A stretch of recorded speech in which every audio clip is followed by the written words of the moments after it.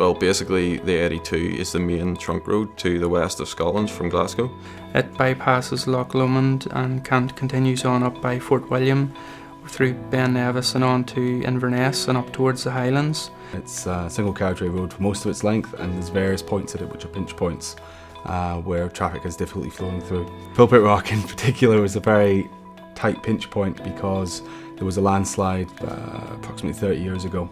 After the landslide and repairs were made, the road was reduced down to a single carriageway under traffic lights, which meant in summer months it becomes a significant backlog. It could be up to 2 miles in some instances, the tailbacks. So this was causing a lot of havoc, especially it's been happening for 30 years. People had got used to it, I think, to a certain degree, but it was something that they'd always planned on improving. That road's very important for two reasons. Tourism, which is a very big, it's big to the Scottish economy on the west coast of Scotland. So we have Loch Lomond, and the A82 then is the main route into the Highlands.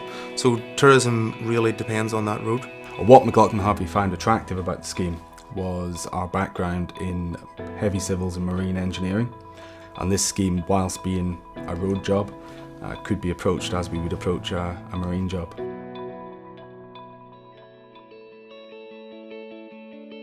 At the very start, when we tendered the job, all our intentions were to sort of maybe build 90% of the project using marine plant on using barges. So we were like, okay, this is going to be tough, but we've done marine plant before. It's kind of what McLaughlin Harvey are big into.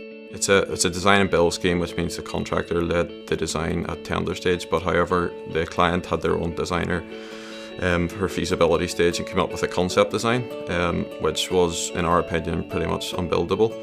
There was a 2-beam design on piers which involved deep excavations along the edge of the loch. Our design came up with a concept of using 1 beam, keeping the road open and doing it in 2 phases, using a lot of temporary works. We had to submit and demonstrate to the client through a series of meetings during the tender stage that our developing concept would work and get the client to buy into that so the client would accept it when it came to the tender stage. The client were very worried about the job itself. First of all, they were worried because of the length of time that had been taken to get the job at the stage of commencement. It was also a design and build contract, so they were also very worried about that. As well as that, because their original specimen design allowed for a 14-week full closure, and at that particular stage they maybe weren't necessarily sure how many closures McLaughlin Harvey would need. They were also very concerned of how the contract would be perceived by the public and the local area. Basically at tender stage we looked at their design and said, we can do this better.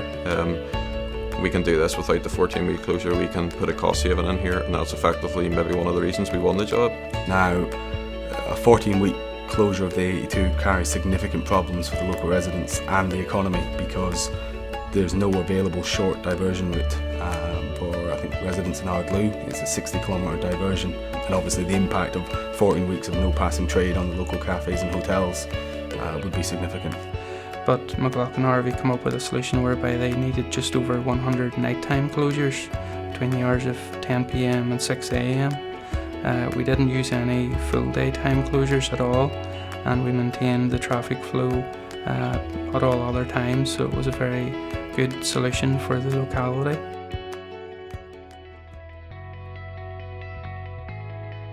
Because at this stage we knew that we couldn't get consent to put marine plant onto the loch, we then had to change our approach again, or change our methodology. So we went with more advanced temporary works. So rather than using floating barges on the water, we had to then create our own temporary platforms for our own machinery off the side of the road.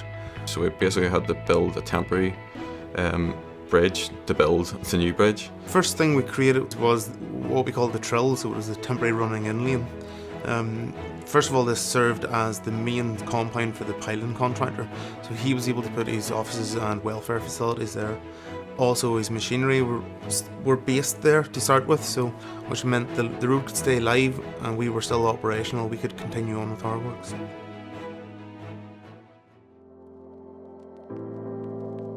When the rockfall from 30 years ago had happened, that is where the main impact of the road was. So this was what we called the narrow section, because it was only the one lane.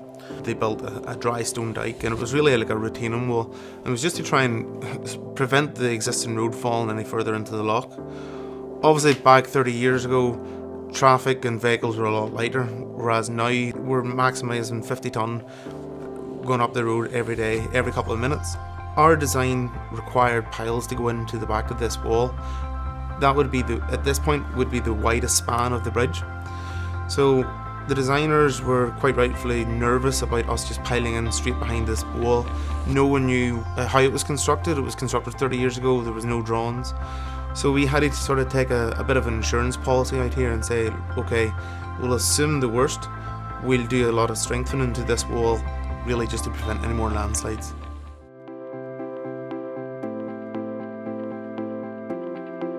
After the trill was built, then we started into a hybrid of permanent construction and temporary construction. It's okay putting in temporary works, but you might spend a year doing that. That's how we come up with this staggered working platform, where we would put in permanent piles, but we would also put in a temporary one and then build this platform. And that's how it was a staggered sequence of temporary works, permanent works, temporary works, permanent works. We constructed a steel piled timber deck structure, from which we put piling rigs on to construct a contig pile wall and capping beam, which was basically put in place to stabilise the existing road that was kept live for the duration of the project. Along the edge of the existing road, we installed 406 steel casings, contiguous piles. So we installed the contiguous piles along the road, and then at every 6 metre interval we would install a temporary pile closer to the loch. This enabled us to build a staged platform construction, whereas we would install some permanent piles, a temporary pile, deck that out, and then shift on and do the same again. So we worked our way up the road, but not on the road. For half the job, we were working with temporary works along the edge of the loch to put in these 5 monopiles and to construct the north and south abutment, which is where the bridge ends at either side. The monopile construction on this scheme is very critical. It supports the main beam, which is, in layman's terms, the beam is the spine which holds up the whole bridge. So anything that's underneath the spine has to be of perfect construction. The monopiles are 1500 diameter. They're a big pile. They're going 7 to 11 metres into the rock bed, and then they're protruding out of the lock bed maybe another 11 metres. The weights of the piling rigs, we're talking excess of 90 tonnes here, so there was significant design went into the temporary works. At the very start, the client were maybe sceptical about our ability to do this. Once we got into it and the client were able to see, they were able to visualise it, they could see what we were trying to show them on the drawings. I think that put their mind at ease a lot more, and then they actually thought it was a very, very unique job. Complicated but unique, yeah.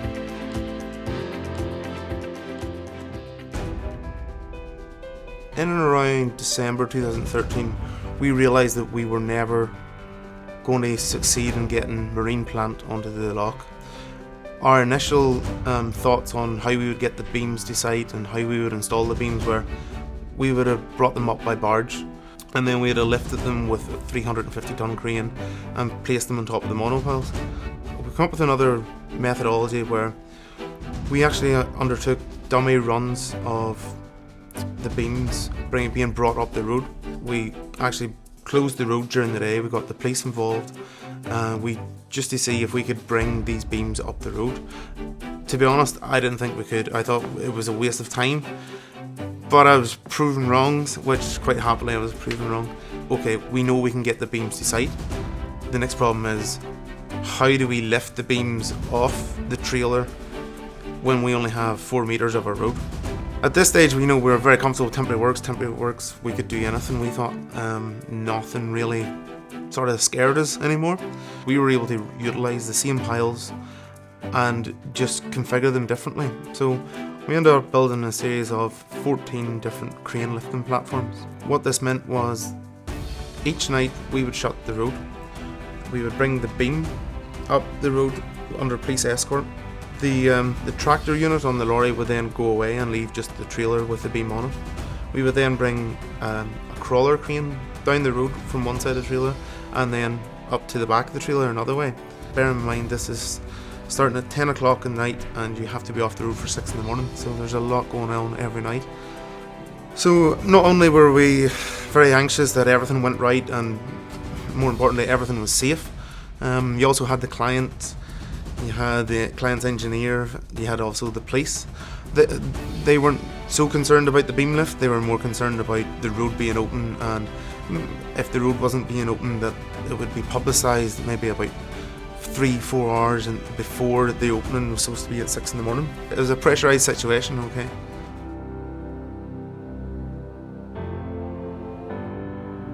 Phase 2 deck construction was the newly constructed deck over the old portion of the road. So after Phase 1 was complete, so Phase 1 being the main new structure off the side of the road, we then flipped the traffic onto Phase 1, which then meant that we had complete access to the old road. Now, what we're very proud of then is when we finished the second stage construction of the bridge deck, at that point in time, everything wasn't in its final position because it had to be put onto the bearings. So the 4,000 ton bridge deck was then jacked with 82 hydraulic cylinders up to its final position and locked off, and we then were able to let the bridge move and contract and expand under its own weight as it was designed. So that really helps the overall durability and the performance of the road going forward.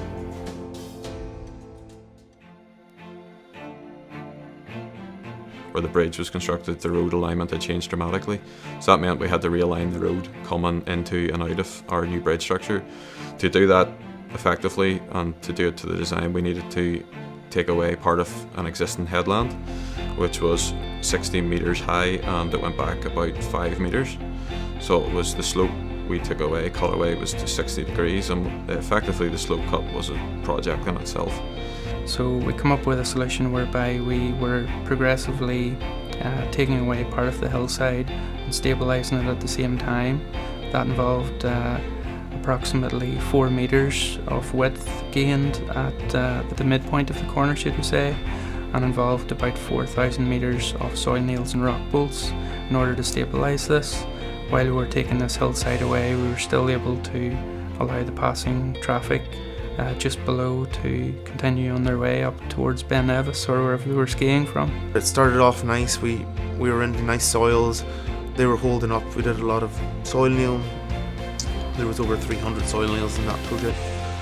And then we got into the real difficult rock, and again, that was tough. We actually ended up doing a lot of non-explosive blasting. The Parks Authority, they really wanted to see how the project was going to fit into the local area and the environment in the finished state. So we met with them, had a very long consultation process to see how we could best minimise the impact and help the look of how this part of the project would fit in. So we came up with a design to cover all of the soil nails and ensure that they didn't need maintenance for their lifetime. And then we covered them all with sandbags filled with soil instead of sand, which then was sprayed with a hydro seed, which would grow grass, and the whole slope cut then would blend in with the whole natural environment around it.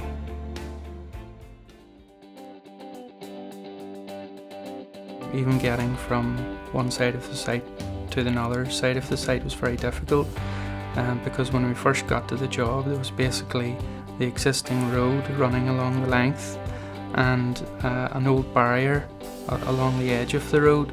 So myself and Sam were looking at the project, wondering when we take this barrier away, how we're even going to get from one side of the job to the other by a foot pedestrian, never mind a piling rig.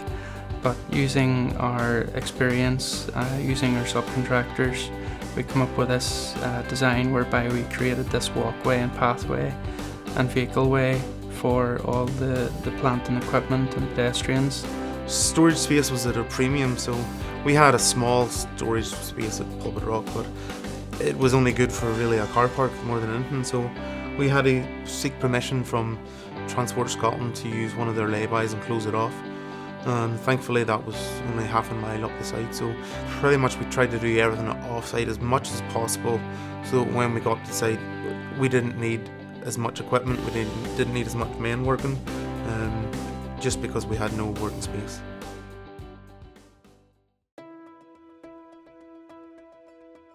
Traffic management was a big part of the scheme. It took a lot of management and a lot of design and a lot of effort and planning.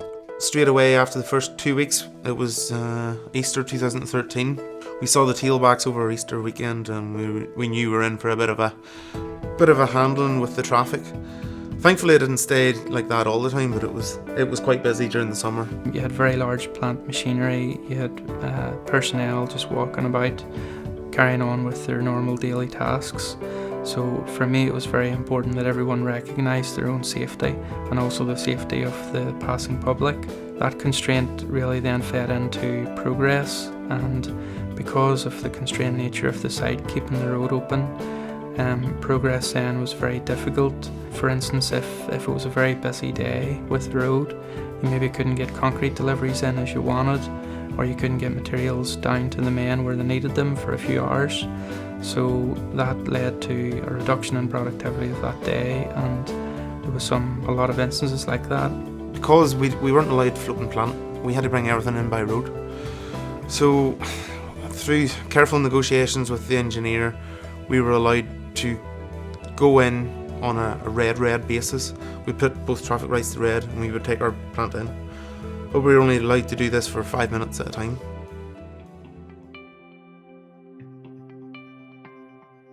The environmental challenges were one of the biggest things for the client, and especially the stakeholders involved, SEPA and the National Park Authority.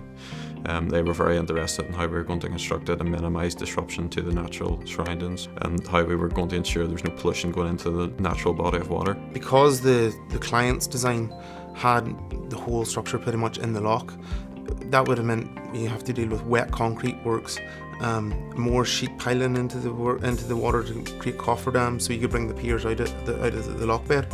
They had a real big concern and a worry that we would pollute the water with concrete debris arising from the piles, so turbidity would be affected. By removing as much of the structure as possible out of the loch and sort of into the loch embankment, we mitigated as much as we could the environmental constraints.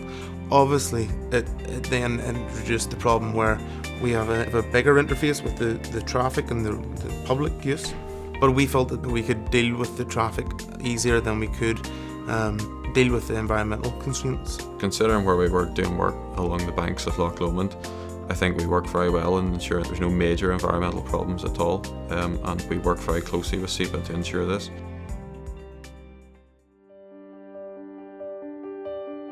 One of the big constraints Loch Lomond had was the aesthetic impact of the bridge and what it would look like, both not so much for road users but more, people within the Loch Lomond area looking down on it. They were very adamant that it didn't stand out, it fitted in nicely with the surroundings, so they took a big interest on how the structure looked from the loch side more than the road. And I think we've managed to come up with something that is betterment from what the client's design was. It has less visual impact.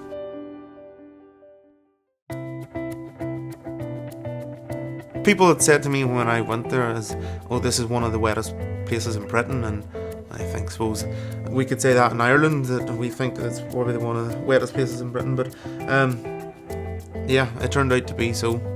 The locals in the area actually say that Pulpit Rock, where the work was carried out, and Ardlui, the village near it, has its own weather system. I know from the 1st of January 2014 to the 28th of February, we had 3 dry days, so it rained quite a bit.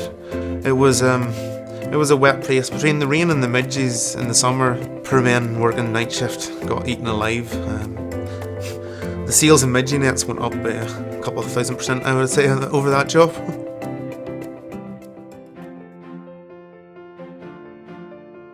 Everybody says doing a job like this, it's always nice to see the tarmac go down and get the white lines down, and they're all things that happen at the end of the job, and it was a real blessing to see that happen because of the very staggered nature of the job and how difficult it was. Knowing that some of the other big companies started to tender for this job and then they walked away because they knew it was so complicated, I think that speaks a lot of McLaughlin Harvey. You know, we're not afraid to step up to the challenge. We're not afraid to think outside the box and say, okay, this is tough, but stand back, let's have a look at this, let's reassess it. What way can we do this? And we all collaborate and we all think, right, well, how can we do this? You know, we kind of put your position in the position that we have to do this. How are we going to do it? So, yeah, no, I'm proud of the job, and I'm proud that McLaughlin Harvey took it on. You know, that's one of the reasons I wanted to be an engineer, is to be involved in projects, bring benefits, and then look back at them and think I was involved in that. You know, but there was a big team involved in it, so it was a big team effort to pull together.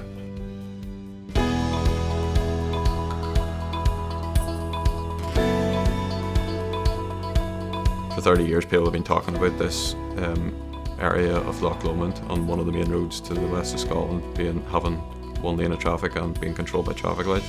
And now, for the first time, there's 2 lanes. Traffic can flow freely up that road with no stoppages. People that's new to that area and they drive up the road, they'll not even know they're on a structure. And I suppose by saying that there, that means that we've achieved one of the main achievements of the Parks Authority. They've not wanted this to be a sore thumb to stand out. They've wanted it to blend in with the natural just surroundings. So I think we've definitely succeeded in that.